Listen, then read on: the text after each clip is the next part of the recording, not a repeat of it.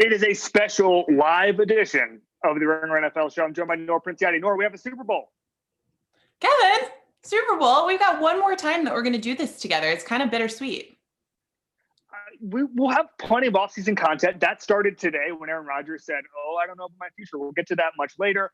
It's Tampa Bay Buccaneers against the Kansas City Chiefs. It is the greatest quarterback of all time against the most talented quarterback in the game currently. There's a lot to talk about. We'll start here. It is BUCS 31, Green Bay Packers 26. Tom Brady 20 of 36, 3 touchdowns, 3 interceptions. Mike Evans 51 yards. Chris Godwin 110 yards. Aaron Rodgers 33 of 48 for 3 touchdowns and 1 interception. Buccaneers are the first wildcard team to make the Super Bowl since 2010. Oddly enough, it was the Packers then. This game turned on a sequence of 4 drives. Sean Murphy bunting gets an interception that leads to the Scotty Miller 39-yard touchdown. We'll get to that, obviously. There's a lot to unpack. Kevin King maybe should be doing something other than guarding good receivers in the NFL. Don't know. Day. Tough day. Hey, every time he was targeted, it was content. We'll say that. Every time he was targeted, there was content. Packers open up the first half with a fumble, return to the 8. Bucks score a touchdown, get a 20-10 cushion. And there were mistakes on both sides, but I think that cushion obviously was the determination in the game. Nora, when you think about this game in 5-10 years, you will think what? In 5-10 years, I will think about Tom Brady getting to the Super Bowl in his first year with the BUCS. But let's actually not talk about 5 years, 10 years right now, because I think it's important to recognize that while that will be the historical impact in the way that we remember this game, the actual win was more about the Buccaneers defense playing an incredible game. And I thought it was fascinating because we will get to the Bills game in just a second. But this was a day where we had offenses that have incredible number 1 receivers, Tyreek Hill, Stephon Diggs, Devontae Adams, who are such cheat codes for their quarterbacks and for their offenses because they can get open so quickly. And I thought that was what was going to be the difference in limiting the Bucs' ability to get pressure on Aaron Rodgers, was that he was always going to have Adams getting open so quickly, so he was going to have a quick option. And I was just incredibly impressed with what we saw from the Buccaneers defense, playing an aggressive game and just really getting to him. I mean, Shaq Barrett was unbelievable. So I want to make sure that we give those guys credit, because I do think that the big picture, and rightfully so, is about Brady, the decision he made, and what this does for his legacy, and what the showdown with Mahomes is going to be like. But the Bucs defense was unbelievable today. So Rodgers was pressured 22 times, the most he's ever been pressured in a playoff game per ESPN. He was blitzed 23 times, second most in his playoff career. Shaq Barrett led the way with 7 pressures. Last week, he was pressured on 9 of 37 dropbacks. He was playing a different sport than he was last week. I don't really know what pass block win rate is. I don't know how it's manufactured or whatever. But according to ESPN, they had a pass block win rate of 50%, which is the worst game of the season. Okay. Doesn't seem good. Whatever it is, it's not good. They did not play well up front. The loss of David Bakhtiari reared its ugly head, something we knew about when that happened. But I totally agree with you. And when I think about this Tampa Bay team, we've been saying it for a couple of weeks now, this is why you go to Tampa. The fact that there were 3 interceptions, and listen, Brady threw some bad passes today, but the fact that they were able to be bailed out, and the fact that the Bucs only gave up 6 points off 3 turnovers. That's why you go to Tampa, is because you're going to have a supporting cast that can bail you out. Tom Brady was tired of bailing everybody out in New England. Now he gets a little bit of relief. Obviously, the dominant storyline here with the Packers is Matt LaFleur in the coaching positions, because I think that we're going to be talking about this field goal on 4th down for, 6 months. Essentially what happens is there's 2:08 left in the game. The Packers decide to kick a field goal instead of go for it on 4th down. Aaron Rodgers did not seem happy about it. I think that obviously that changes the way the 3rd down was navigated, because obviously Aaron Rodgers did not try to run on 3rd down. He probably should have. He probably gotten 4 or 5 yards, gotten closer to the pylon, all of that stuff. Kevin, he said that he didn't know. Rodgers said, just in case people didn't see it, Rodgers said after the game that he figured that they might maybe go for it on 4th down. So when he was on 3rd down, he wasn't thinking this is my last shot, which, that's a little bit of emo Rodgers in the post game feeling sad and stirring the pot a little bit maybe, but seems like that's true. And he should know what the plan is for fourth down before third down, because there's so 100%. many adjustments and so 100%. many decisions that he's making there. So just that's not a, that's not an intellectual argument that we're making here. 100%. Like that is what he said happened. Right. So whether or not he would have beaten JPP to the pylon is a separate argument than just the idea of having the most efficient red zone offense in football, having Devontae Adams, who if you look at his target stats and all that stuff, both inside the 10 and inside the 20, he's a dominant force down there. And he should get having another crack at having to score a touchdown is what you want in those situations. That's the reason you build an offense like the Packers, is to be able to go for it on fourth down. And so I was blown away by that. When you think about LaFleur, I mean, obviously he said he didn't bring his A game today. That was code for I got out coached. When you think about LaFleur and everything that's going to go into this offseason because of the way LaFleur acted today. And by the way, Mike Pettin, not a great day for him. Tony Dungy said that end of half sequence was maybe the worst design defense he's ever seen. Just a disaster from Packers coaching staff. You think what? Well, first of all, Greg Williams would like a word maybe, but I think they goofed. I was thinking about that, yeah. I think they goofed. I think it's a really good coaching staff that goofed, because let's put this in context. The Packers were one of the most aggressive teams on fourth downs in the NFL all season, which that's probably what Aaron Rodgers has in his mind when he's on third down thinking, I got 2 more tries at this, and why it feels so shocking since they didn't do that and really cost themselves that way. LaFleur said something about the fact that they hadn't gone anywhere on the previous 3 downs, influencing the decision not to go for it, which I don't understand at all, because they went for so many fourth downs throughout the season. And what do you think happened on the downs before then in those instances so that you got to a fourth down? It couldn't have been that great, right? So that I don't understand. You say things in a post-game press conference when there's just questions flying and everybody's sad and whatever. So we're not going to hang him for that. But I still really think that this game does not define Matt LaFleur. I think he's a very good coach, but I think in a big moment, he seriously goofed. And we will see what the damage done with Rodgers, who seems fairly upset and was talking about his future and doing all of that fun stuff. And Aaron Rodgers, great for content. Kevin King, great for content during the game. Aaron Rodgers, great for content after the game. We'll see what the fallout is from that. But in my opinion, Matt LaFleur is a very good coach who made a very big error. So there's a couple of things to unpack from Brady's side of it, because first of all, he has now played in 10 Super Bowls. There are just so many stats that are mind-blowing about the whole thing.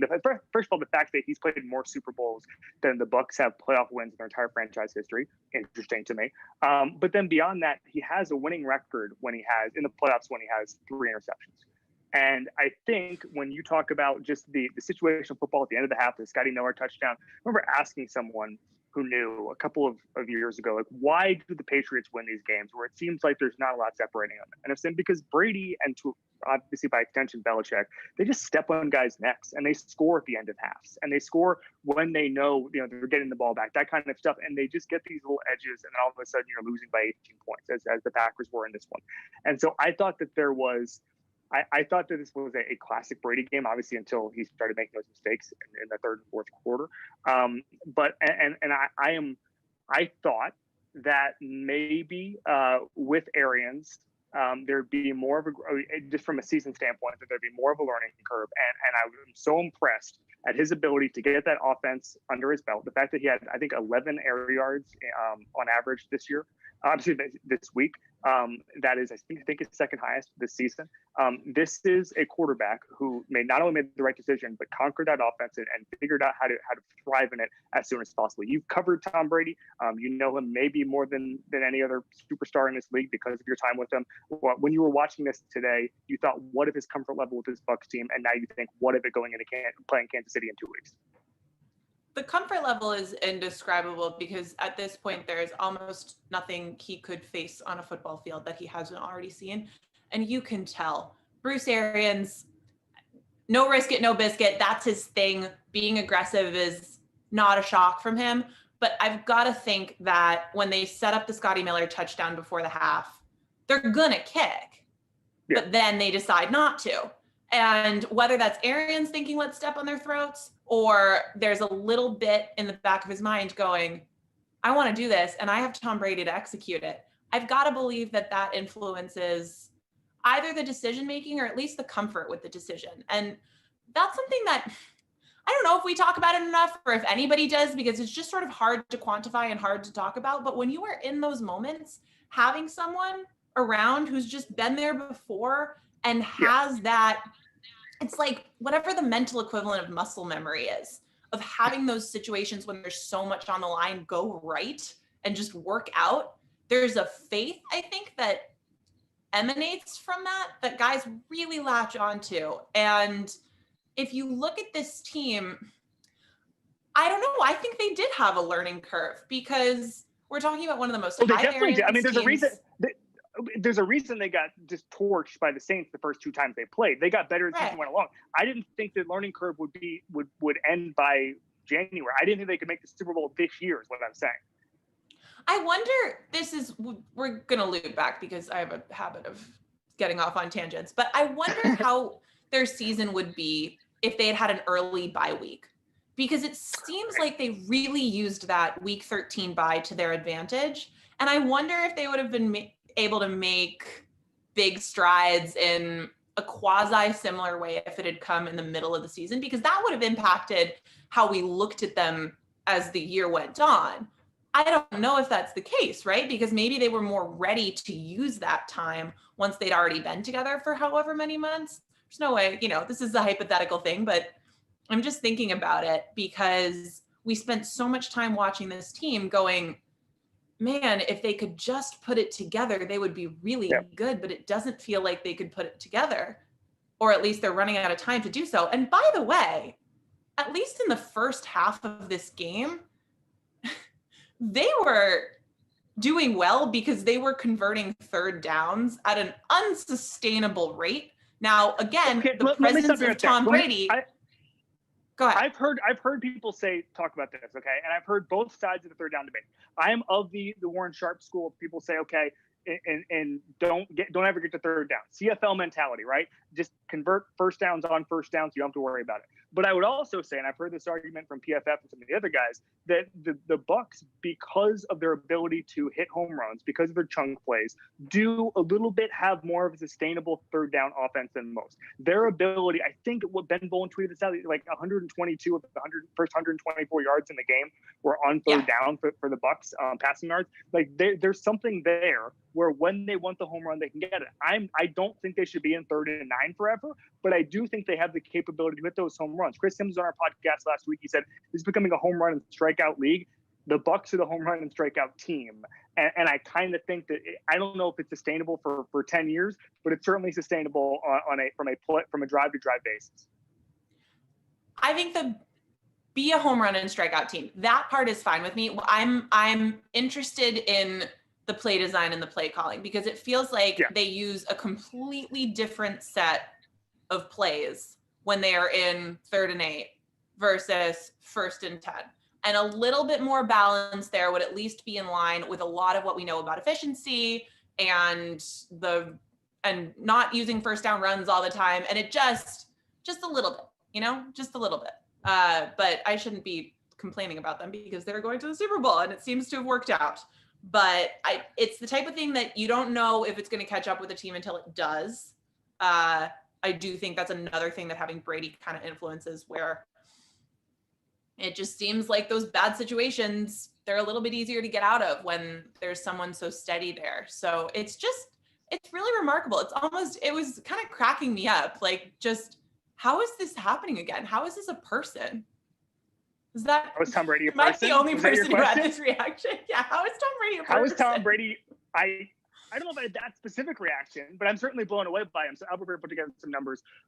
10 Super Bowl starts, twice as many as any other quarterback. 33 playoff wins, more than twice as many as any other quarterback. First quarterback ever to win both conferences. Second quarterback ever to get to the Super Bowl with 2 teams. He has the chance to win the Super Bowl by beating Drew Brees, Aaron Rodgers, and Patrick Mahomes.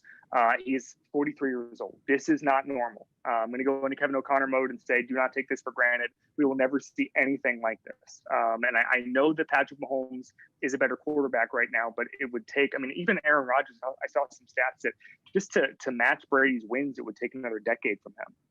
From Aaron Rodgers, and that's someone who is, you know, basically probably number 2 as far as talent goes. And so I think that there's just I think we have trouble putting how amazing this whole thing is in perspective, and we had that trouble in New England as well, because you were there for that. But at some point it just got ridiculous. They would make the conference championship game every single year. They would do things nobody else did. I mean, it was like, you know, I think as football fans, and I know that they're not universally beloved, but I think at some point we have to say that we're lucky to be football observers and football fans in the era of Tom Brady. I think that's absolutely true. I wonder if I think it's so funny, or it's not that I think it's purely funny, but there is something that just is so ridiculous that it makes me laugh about what he's doing. And I wonder if it is because I've been around him a little bit, and he's not just a guy. He's very famous and he has very nice clothes and he's very smooth and he's married to Giselle and whatever. But like, he comes in every day and he works really hard and he talks to people. And one time I saw him trip over a duffel bag, and he's still a person. Tell us about the duffel bag.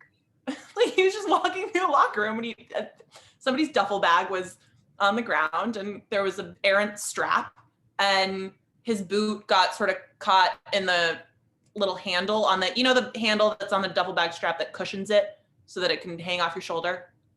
Sure. So the front of his boot got a little caught up in that, and he just sort of almost tripped, but he didn't fall. He just, you know, he skipped a step and then he caught himself and he kept walking. And, you know, I snickered to myself, and now he's going to his 10th Super Bowl. So I don't know who's got the last laugh now. We went through all of his accomplishments. We went through the fact that it's almost impossible to put it all in perspective how good of a quarterback he is. And Matt LaFleur looked at that guy and said, I'm going to give the ball back to him. In the fourth quarter, I'm going to kick the field goal. And I want to get back to the Packers here, because there's just something going forward the next 6 months that needs to be unpacked here. That was one of the worst decisions that I can remember. And I know that we're getting to a tipping point where we're going to criticize. I think the mainstream media has gotten to this point where we're going to criticize really bad fourth down and field goal decisions. Same with punting as well. And I think that's probably good for the mainstream discourse. And I think that at some point it becomes a tipping point where we talk about it too much. But in this case, we're not talking about it too much. This changed the game. It's the reason, as you said, that Aaron Rodgers was emo Aaron Rodgers after the game.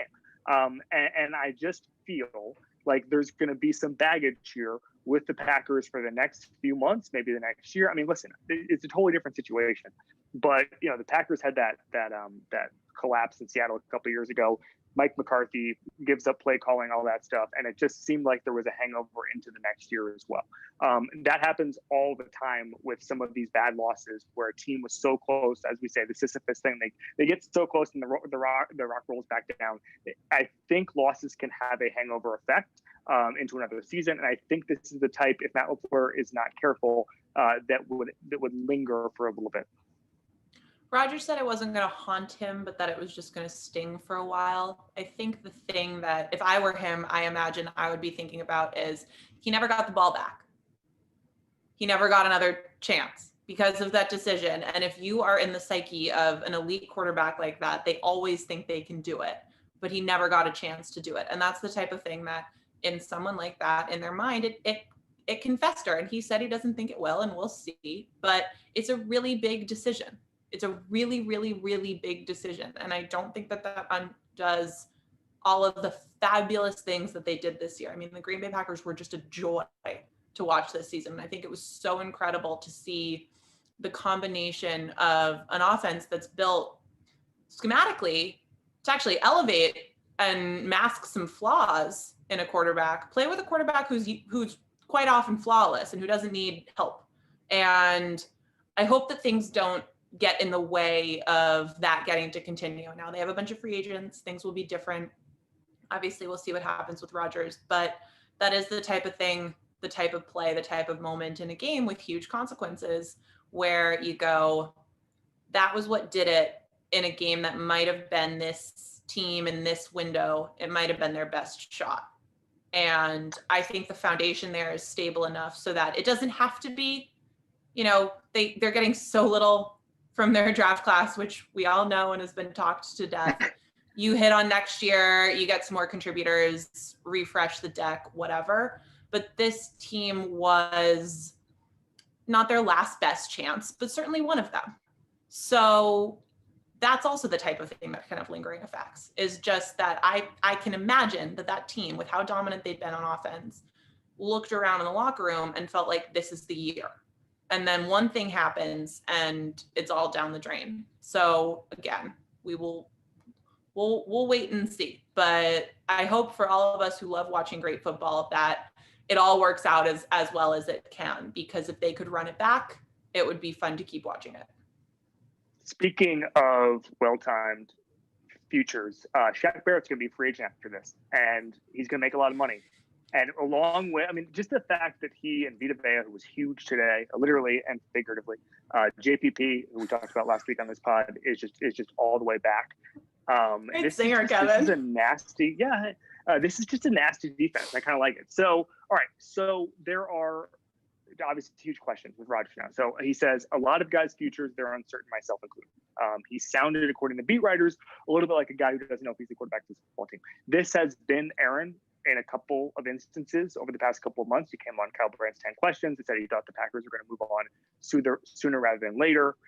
There have been kind of hints at this. Obviously, they drafted his replacement in April, but you know, Rodgers was Brett Favre's replacement, and Brett Favre played three further years, to the point that they drafted another quarterback in the second round in Brian Fromm in 2008. That was very complicated and messy. But I think that the Packers play the long game with the quarterback position kind of out of habit, and I wouldn't read too much into it. He has $31 million in dead money. I think that I think next year is the decision year. If you look at the way his contract is basically an out in 2022. The dead money, I think, would fall to something like 17 million. Mm-hmm. It's not nothing, but it's. I think that next year is the year where they decide whether or not they're going to commit to Jordan Love and trade Aaron Rodgers or not. I think that there were some.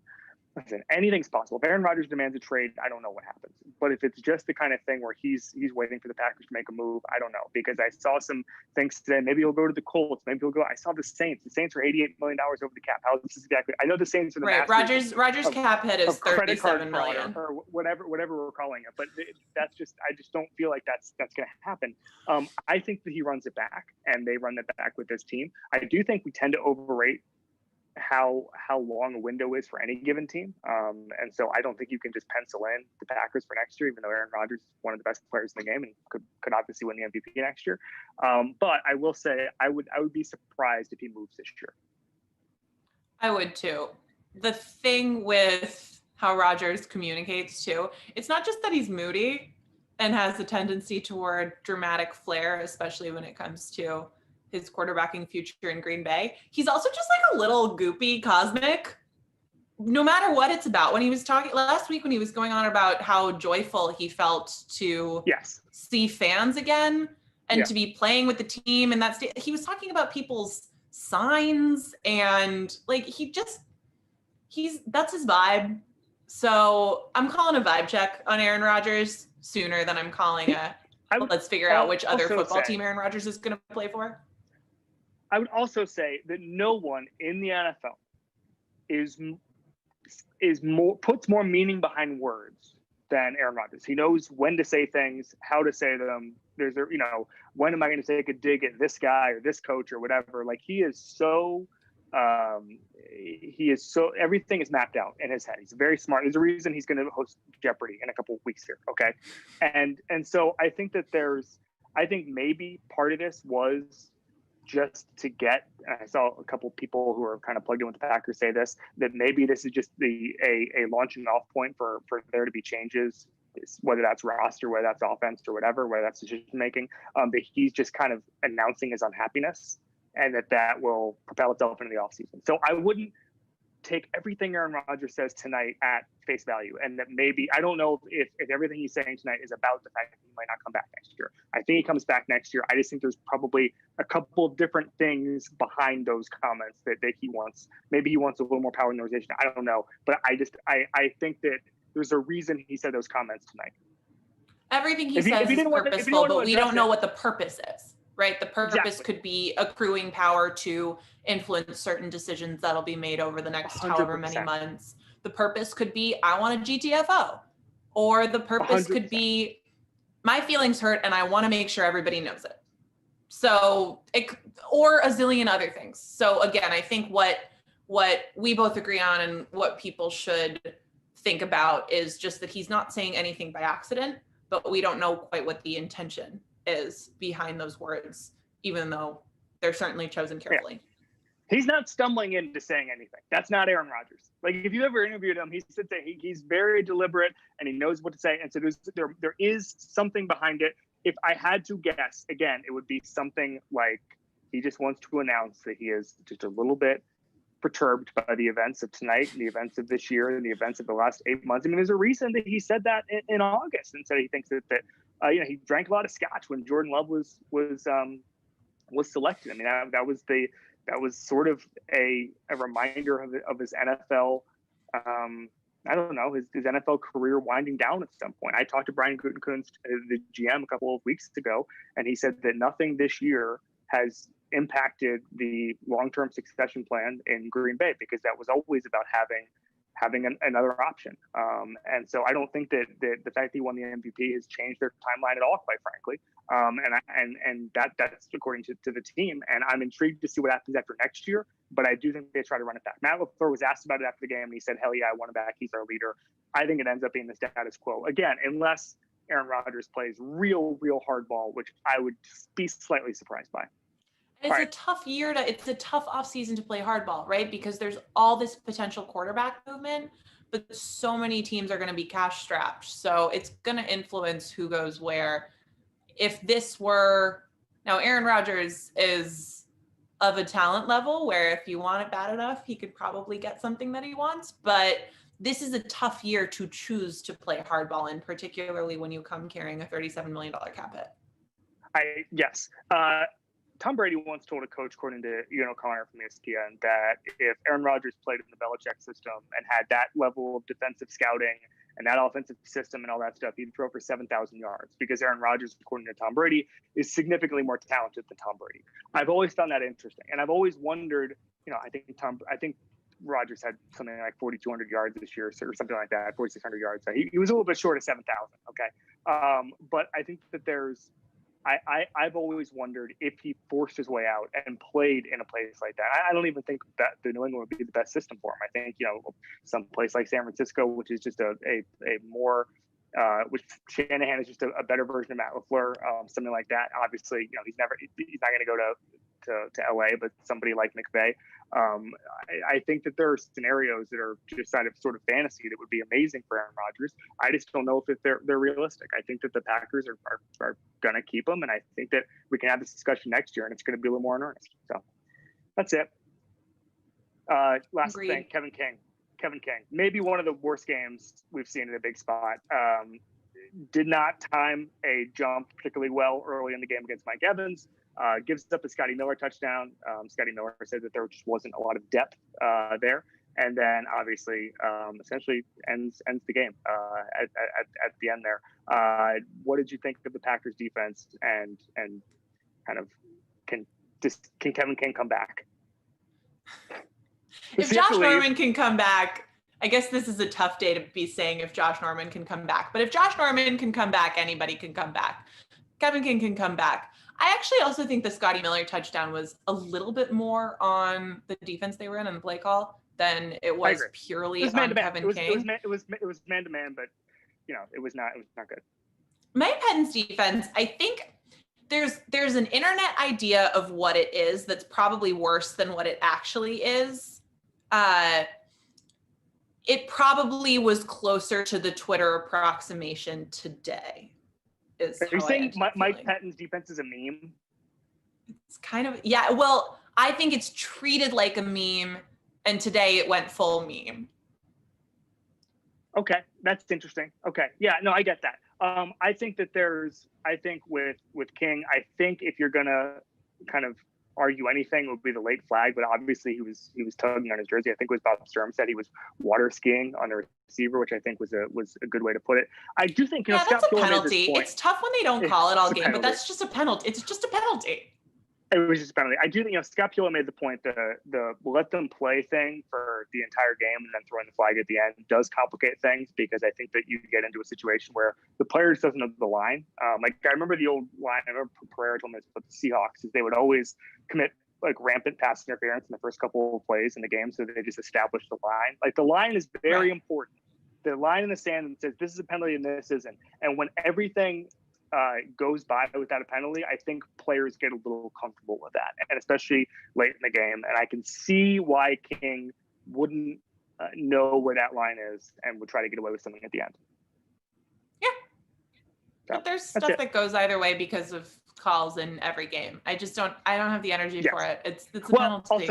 Also, and you're absolutely right though. They talk about that stuff at halftime. It's hey, they're not calling this. You can go a little heavy on XYZ, but you didn't have to give the ball back to Tom Brady.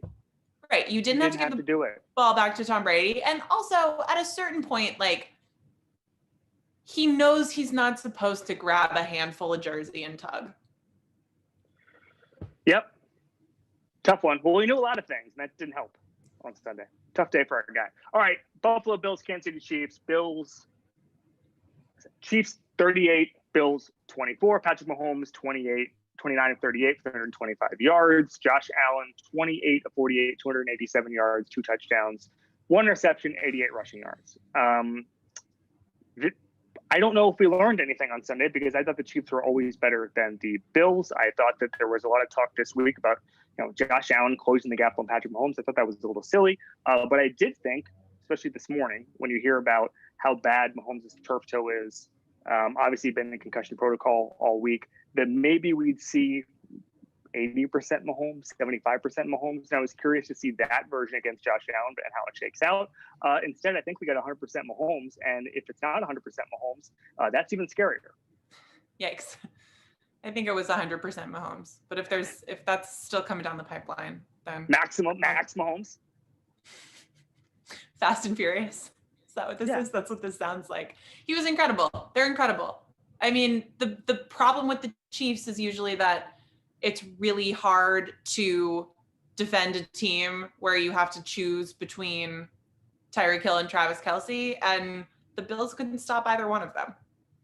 And when that's working and Mahomes is moving around and creating plays and just doing stupid stuff like that little underhand touchdown throw to Kelce, unbelievable. Like, I think we said a bunch of times over the course of the season when they were winning those close games, are they just bored? And I don't have a better explanation than that. It just seems like they were a little taking a little snooze, wait until the right moment. And here they are. And in some ways, I thought the Packers were going to beat the BUCS.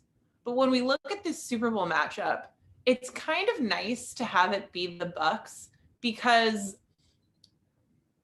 there aren't great arguments for how to beat the Chiefs that are rooted in logic. I'm almost more comfortable just going, well, Tom Brady knows how to win the big one, than I am being like, well, yeah, but Devontae Adams can uncover faster than any other receiver in the NFL. Oh, except for Tyreek Hill, who's on the other team. Jeez. Like, it's not fair. It's incredible. The best compliment I can give the Chiefs is they can do whatever they want on a football field at any time. And I bet Patrick Mahomes has never tripped over a duffel bag. I bet he has. I bet he has. He's been around baseball. He's been around baseball and all that stuff. Yeah, sure. Okay, that's true. That's a lot of baggage. We got back into this habit as a planet of spotting the team playing Patrick Mahomes to his scores, and we're getting back to it not mattering. And that's, again, amazing. It's another thing you just cannot take for granted, that the Bills were up 9-0 in the same way that the Titans were up in this game last year, 2 scores. And everyone said, well, here come the Chiefs. No one, there was a meme that was just like, Chiefs fans when they're down, Chiefs fans when they're up. And both photos were Patrick Mahomes smiling. They don't care. I don't know the stat now, but I do know that a couple of weeks ago, the Chiefs and Patrick Mahomes won 88% of their games when they were down 2 scores, and the NFL average on that is 15%. You're not supposed to do this regularly. And it's kind of what we talked about with the BUCS, where it's not supposed to be sustainable, and it is. And that's what I found amazing. Josh Allen was going to have to play perfect tonight. And even if he played perfect, there was no guarantee that they were going to win this game. And Josh Allen was far from perfect. And he was, he wasn't even able to beat Josh Allen in a lot of cases. In the first half, he was averaging 5 air yards per attempt, which is, I believe, the lowest in a game this year. At that climbed in the second half, but it obviously was not enough and didn't grow substantially. I think that kicking the field goal at the end of the first half, it was just a terrible sign that this Bills team wanted points, and they against Mahomes, who's just going to score whenever he wants. I just think you cannot carry that sort of attitude into this game. Something Roger Sherman has written about all the time. You just cannot. I know this sounds so cliche, but it's true with Patrick Mahomes. You cannot beat Patrick Mahomes with field goals. Don't even try. And this was an awful time for Josh Allen's first ever red zone interception. And he just did not look like the guy that we've seen these past couple weeks. He ended, for right now, the conversation that he is, Mahomesian. He had a nice little run there, but we saw today what happened. I mean, it's like two boxers, right? You can look at them against other talent or whatever. You don't know until they get in the same ring. We saw them in the same field event. We saw the talent difference.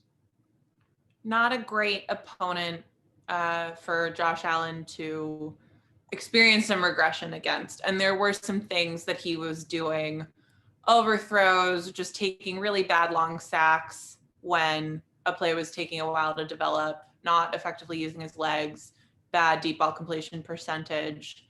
That felt like the old Josh Allen, the bad Josh Allen, the one that he's done such a remarkable job of leaving behind. And that's it's a little worrisome. It's a really small sample size. It's a little worrisome still if you're a Bills fan and you're watching this. I do want to give credit to the Chiefs defense, which was really good and really smart. So they sent a ton of pressure, especially early. They were just pressuring. And Allen, either because the lanes weren't there or because he just was a little bit reluctant to take off, he was not using his legs super effectively to get out of it. Tony Romo talked about it a lot on the broadcast, but the Chiefs defensive backs were just blanketing those guys. I don't think they played a ton of press against Diggs, who wasn't super active, especially I think he finished with like 77 yards or something, but most of it was late. Most of it was what I would call garbage time, at least in this. And they just didn't have, he was the guy that unlocked this whole offensive improvement from Buffalo this year, and that wasn't there. And that quick, explosive offense that, to me, had looked in the later part of the season like it could be relied on in the playoffs because they had guys that could work against so many different kinds of defenses and could morph.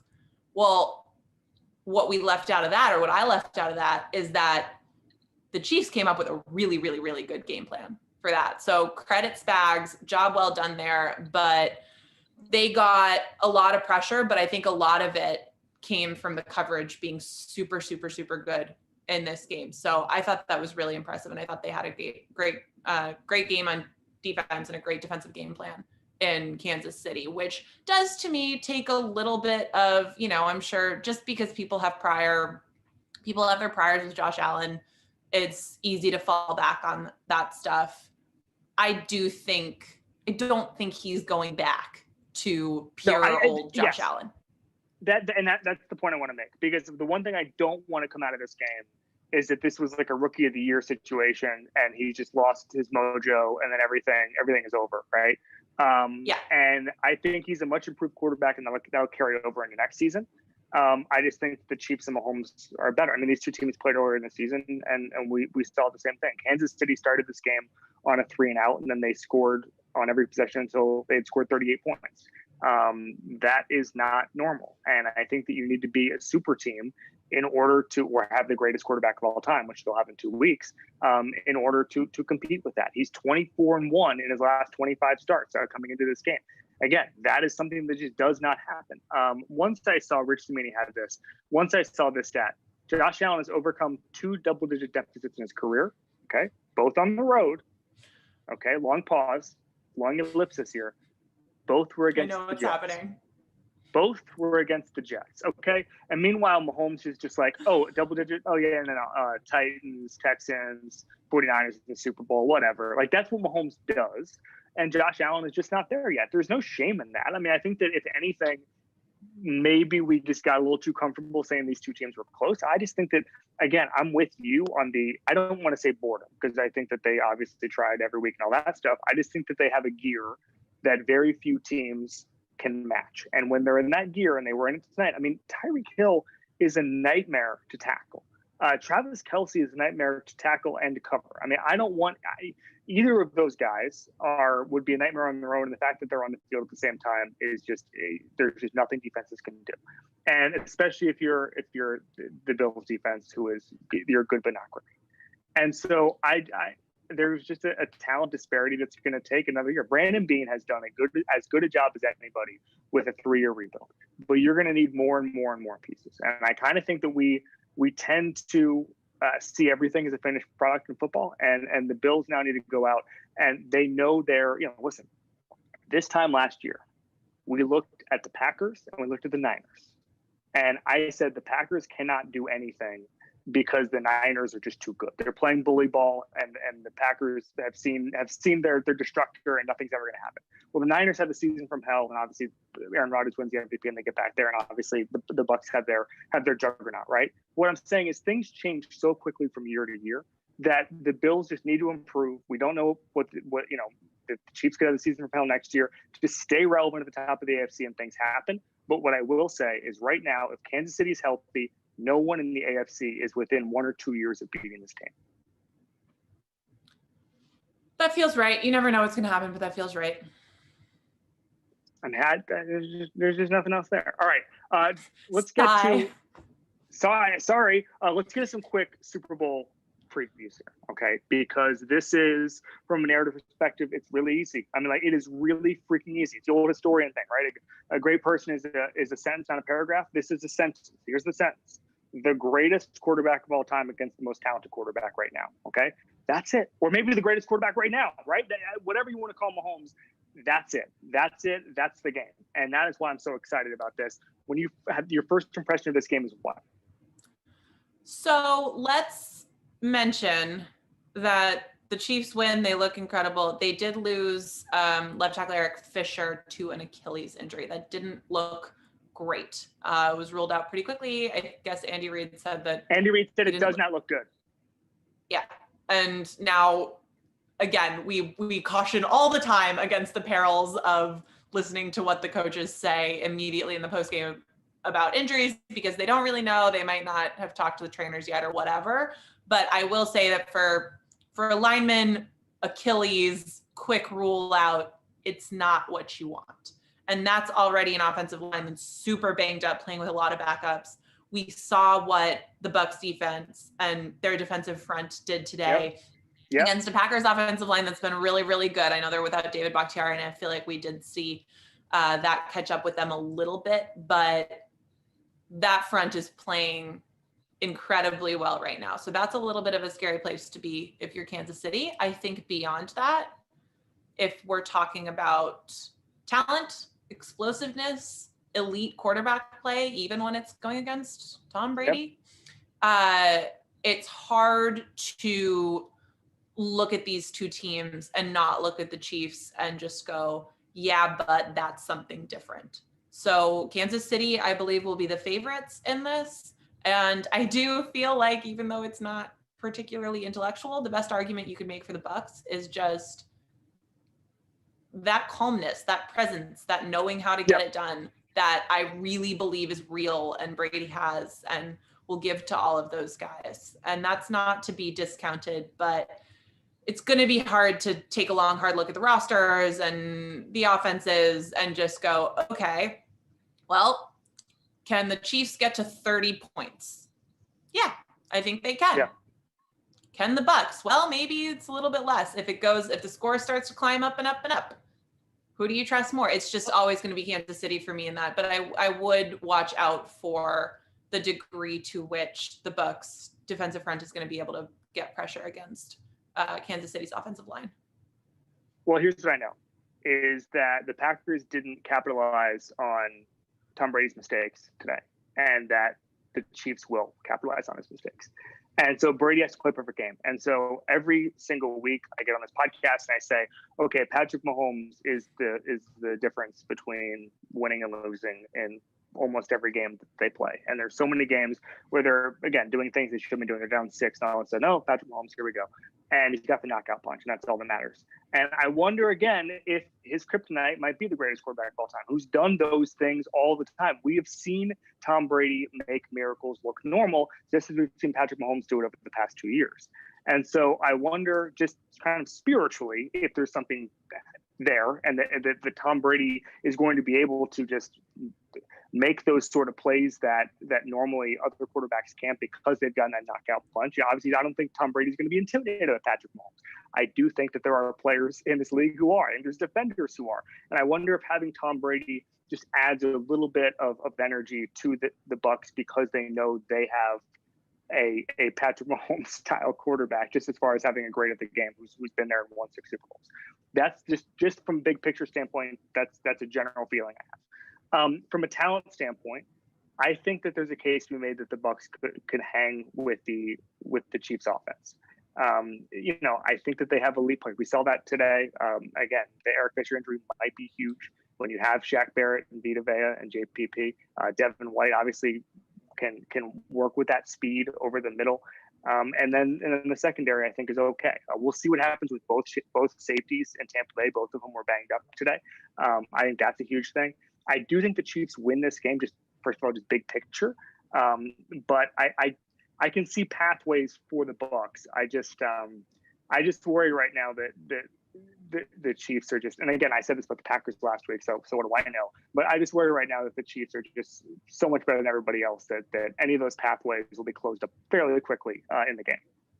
When Tom Brady beat Mahomes twice when he was with the Patriots, they Yes. did it in this very old school, super traditional way. They dominated time of possession. They ran the ball. They kept the ball out of Mahomes' hands, and they converted trips into the red zone. That will, in some ways, be like the formula for Tampa Bay, except that they're not going to run the ball to the same extent and rely on that. I think the way that they would have to control time of possession is with their defense playing really well. Get a couple takeaways. Keep them off the field as much as possible. We talked about this on the last midweek pod that we did. By the way, shout out Jim for shouting out JPP, because I was watching him so much more carefully than I had been. And all the way back, JPP, all the way back. All the way back. Nobody was talking about him. He really is. I mean, I think that this is the kind of thing where I think because Brady came there and we say, okay, he changed everything. I think that we've overlooked Jason Light, the GM. I think we've overlooked Bruce Arians building the blocks last year. Obviously, the quarterback play is by far the most important thing. But I do think when you look at this defense, there are pieces there. Devin White was an awesome draft pick. JPP was a great acquisition. Shaq Barrett, who obviously had to be franchise tagged this year, had his breakout year last year. He's been effective now for a number of years in Tampa. He was not highly thought of. He was not thought of as some superstar when he came to Tampa a couple of years ago. And so I think that just from a team building standpoint, I've been really impressed. And again, that's why you go to Tampa, is because they had all the pieces. I think that, Peter Schrager talked about this a couple weeks ago, or a couple hours ago, rather, on the morning show, where he said that they viewed it like Field of Dreams. If you build it, Tom Brady will come. And that was the pitch to Tom Brady. We built this great thing, and you can come be the last piece. And I think that's what Tom Brady wanted to hear, is you get to be the last piece and you can tie this all together, rather than staying in New England and saying you're going to be the dominant piece that's going to solve all of our problems. That's it. I mean, like the idea that I think it's a little bit outdated. I remember Brett Beach, the Chiefs GM, said this to me one time. He said, everyone talks about being all in or whatever, or the Chiefs all in, or the Rams all in, or the Eagles all in, whatever. And there is no such thing for top teams all in anymore, because the top teams are all in every single year. And you have to find a way to maximize your talent every single year. So when I look at New England and I think about just the fact that they were going to make him the problem solver, that's not really what great teams do anymore. They solve the problems around them, and then they let the quarterback just solve some of the problems. Okay. And that's what's great about Tampa Bay for Tom Brady. has the weapons, he has the defense. He gets bailed out when he makes those 3 interceptions. So I just think from a team building perspective, this was a match made in heaven, and I've been impressed with the whole operation there. Brady, of course, put them over the top, but if you look at their 2019 draft, I believe that was the one, White, Murphy, Bunting, they go heavy, heavy, heavy on players who can cover, right? Heavy on defense, but they still, I think that was the draft where they got Scotty Miller in the 6th round or whatever it was. And that's the type of thing that sets a team up, one, to not be paying a ton of veterans on 2nd, 3rd contracts too much money to be able to go out and get Tom Brady. But when you do, to have him be that final piece because your cupboard is stocked.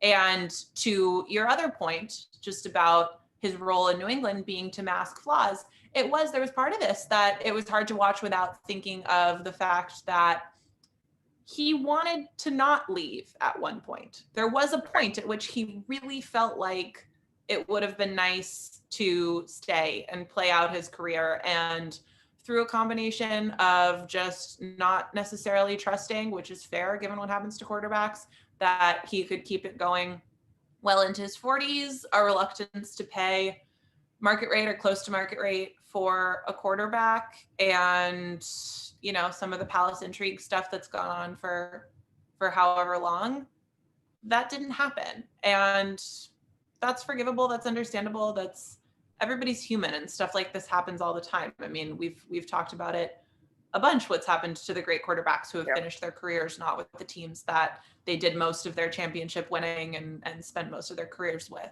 But there was a moment, you know, 2-ish, not quite 2 years ago, when Tom Brady really would have liked to stick around.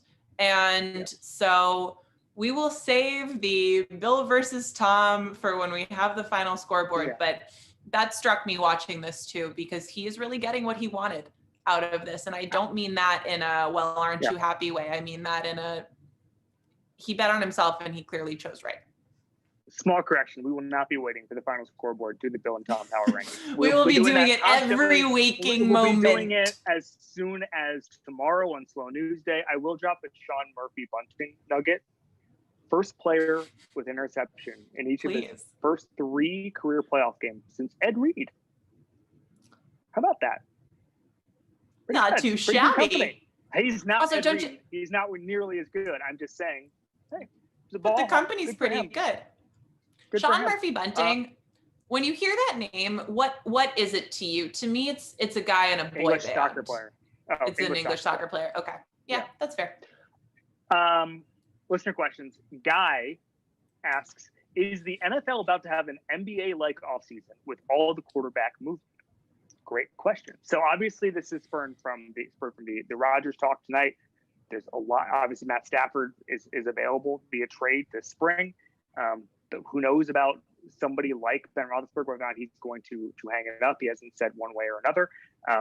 With new GMs in a place like Atlanta, maybe Matt Ryan. I don't think this year for Matt Ryan, but I do think maybe down the road. There's just going to be a lot of, Rivers retiring. The Colts need somebody. Wentz, I guess, is going to stay in Philadelphia because they want to fix him, but you never know with this stuff. When you think about the quarterback movement this offseason, where do you start? It's going to be busy, and I don't know if this is really answering the question as the listener intended or how you intend, but I'm not sure what the NBA like. I guess that just means superstars changing teams, right? Right, just all sorts of crazy movement. It'll be a lot just because of the sheer number of guys that are available. I mean, I don't want to lump Mitch Trubisky with Stafford and Rodgers, who really all 3 of them should be in their own little buckets. But that division alone, right? We have 3 starting quarterbacks who I think Rodgers is staying put, but 2 of them that are probably going to go elsewhere, and a third who has at least created a headline cycle about it. There are a lot of potential names to draw from the hat. I just would urge everyone to keep in mind. I know this is so I'm nagging everyone, but just the money is going to be a factor because we've been conditioned for a really long time to say that you can massage the cap and the Saints can run Fire Festival out of their basement and we can all figure it out. But this may be the year when not everyone can. figure it out. So I do think that the cap-strapped teams are going to find themselves in a tricky situation where they might want to make it work with a guy, but they actually just can't. And that's not the world that we've lived in, but it might be the one that we're living in this year. I think this week I'm going to put on a poll: were the Saints running Enron or the Fire Festival with their cap for the past 10 years? Where they're just like, oh no, we're $90 million over. We're going to sign Jarvis Bird. It's fine. We'll figure it out. It's good. $90 million. We say this from a place of love. They're not actually doing anything untoward. It is just amazing that they're able to just afford anybody. And obviously, they came up with the idea. They got kept out this year. They came up with the idea to get Jadeveon Clowney by essentially doing a sign-and trade. That was nixed by the league. I'm not sure why it was nixed. I think it's a creative idea, but it also shows you the fact that the Saints are constantly thinking about how to massage the cap, and that's why I think they're just going to be able to afford a $37 million Aaron Rodgers somehow, and just be $150 million over the cap and figure it out. It'll be great. I don't know what I will do if that happens. I mean, I would be really happy because it would be cool, but I've spent so much of this year just like recoiling when people talk about massaging the cap, because again, it is usually true, but you can massage $30 million, not 90. And that's what some of these teams are theoretically maybe going to be asked to do. But if they find a way to pull that off, like, I don't know, I'll eat my sock or something. That's gross. I won't do that, but whatever. Free idea for the Saints. Aaron Rodgers, Matthew Stafford quarterback competition. Just stack $67 million in contracts together and just see what happens. I was thinking about that when I was thinking about the NFC North thing. Just ride this puppy. But take Trubisky too. Get them all in there. Bring Drew Brees back for $41 million. If Roethlisberger, bring them all. Bring them all to New Orleans. Have a great time. All right, second question from Greg. I love this one. If you could have the fancy new NFL cameras follow you around, what would you want it to be? My dream.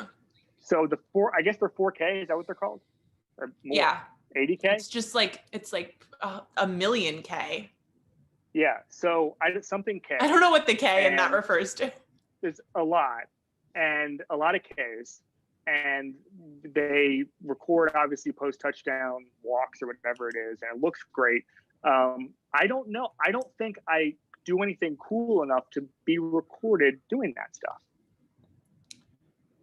I really want a GoPro because I like to ski. Okay. And a GoPro is a cool thing to have when you ski, but they're just like stupid expensive, and I also would feel like a douche wearing one. So I would like them to film me skiing, I think is the answer to that.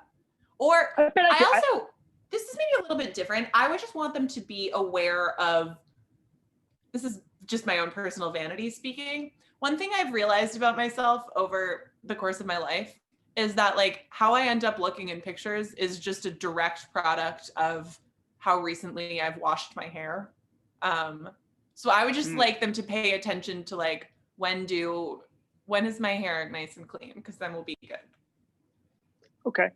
Yeah, I don't do anything cool. I was thinking about like my golf game. I'm terrible at golf. I think that would not look good in any frequency. So you kind of want them to shadow you on the links. Depends. I will say I feel like there are many better uses than following me around. So I would let those cameramen go do something else. Go film like another planet Earth or something, with those cameras. Or like honestly, follow me around. There are so many dogs in my neighborhood. I would just send them out and be like, go follow the dogs. All right. We'll get you out of here on this nugget from Jay King. He's a Celtics reporter. Tom Brady's won the NFC Championship as many times as Aaron Rodgers. And when you think about it that way, it's pretty mind-blowing. It's tough. Wow. It is tough. All right. This has been the Ringer NFL show on the Ringer Podcast Network. Thanks for watching live, and thanks for listening on the Podcast Network. Thanks, guys.